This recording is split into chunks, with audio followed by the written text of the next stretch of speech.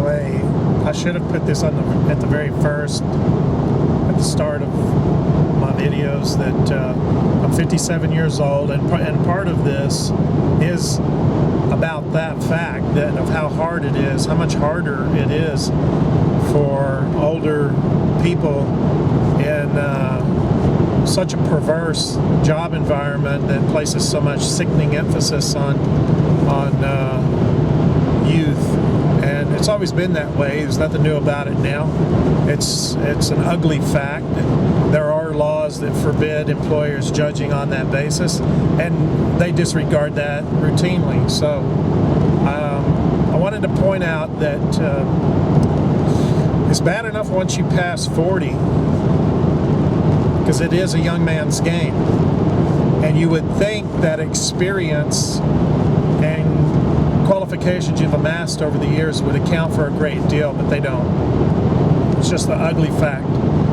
So this is partly about how the downward spiral takes place in somebody who's my age, 57, and it's a crying shame, and it shouldn't be that way, but it is. So part of it is dealing with that fact, that the age discrimination that I know I'm going to encounter along the way. And America's not the only place to do that. I read an article 30 years ago in the Wall Street Journal about Japan being notorious for farming out people at 55. Absolutely notorious. That their entire life ethos is work, work, work over there. And when you're 55, they shove you out the door, and unceremoniously, from what I understand. So it's an ugly fact to have to deal with, and maybe somehow there will be something positive, unforeseen, that'll help me deal with that. Anyway, I wanted to add that fact before I got too far along of my age, and how this is about